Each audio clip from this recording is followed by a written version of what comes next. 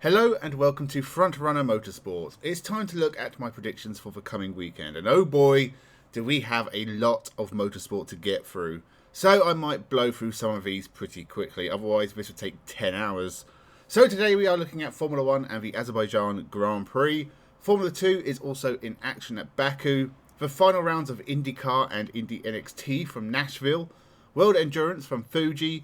Supercars with the Sandown 500, NASCAR from Watkins Glen, Formula Regional Europe, Euro Formula and Euro 4, all from the Red Bull Ring in Austria. That's 16 races, some being very long.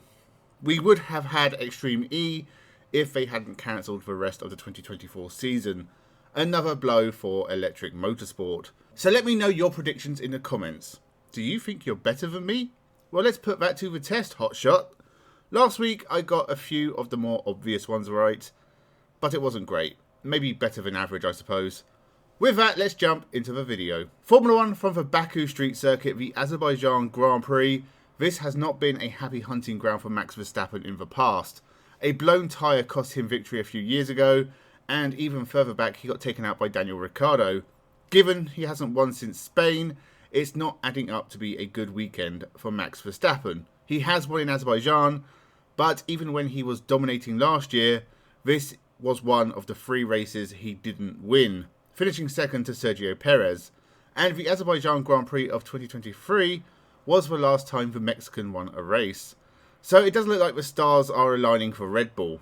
Actually, it's hard to look past McLaren right now. Lando Norris may have lost at the start in Italy, but they are undoubtedly quick. Lando Norris victory and Oscar Piastri second. Carlos Sainz third, but let's take a risk and say a few of the big boys will get tangled up at the start.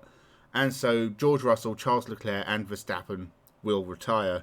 That leaves the door open for points for the Aston Martins, Ollie Behrman, Yuki Tsunoda and Alex Albon, just to score a few points.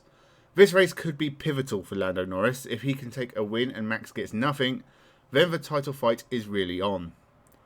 On to Formula 2, also in Baku, Gabriel Bortoleto is leading the charge against Isaac Hadjar. And with the news he may be getting a seat with Sauber in Formula 1 in 2025, he must be on the highest of highs. Paul Aaron, on the other hand, from championship leader to only scoring once in the last 8 races. They've had the opposite of seasons. But I think Paul Aaron will finally take his first Formula 2 win in the sprint race, and Richard Verschoor will win the feature, and maybe he'll even be allowed to keep it. The final IndyCar race of 2024, and who will become a 3-time IndyCar champion, Alex Palou or Will Power? Well, the Spaniard, he just needs a decent finish. As long as he's in the top 13, Palou will be champion. So a conservative, safe drive whilst Will Power gives it his all. I think the Penske driver will fall just short, maybe finishing third behind Colton Herta and Scott Dixon, who will fight for the lead, with the Andretti driver just taking it. Indy NXT, and there isn't a lot to fight for. Louis Foster is champion. Jacob Abel and Kyle Collette have secured second and third respectively. So the most high profile battle is between Callum Hedge, Salvador D'Alba and Jamie Chadwick for 4th. And I think Callum Hedge will secure it with a first win to end his rookie campaign. Keep an eye on him though, because next year he could be a championship contender. Let's do NASCAR from Watkins Glen whilst we are here.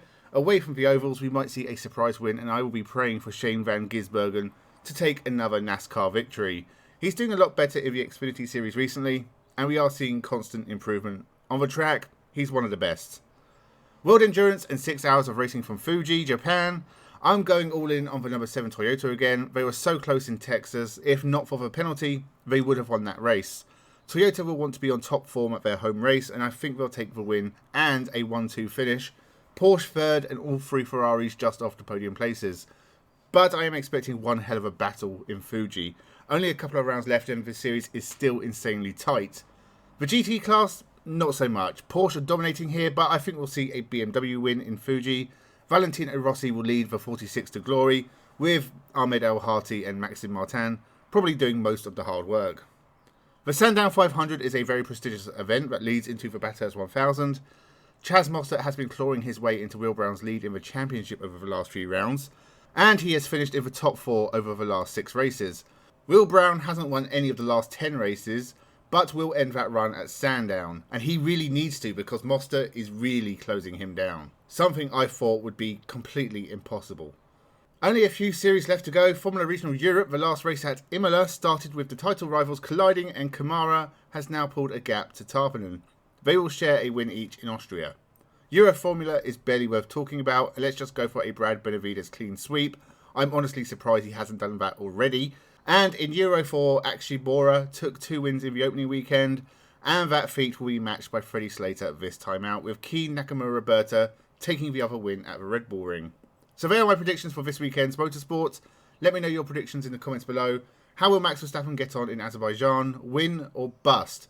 Make sure you subscribe for more motorsport, including my weekly roundups, where we look at how my predictions did. Thank you very much for watching, and have a good one.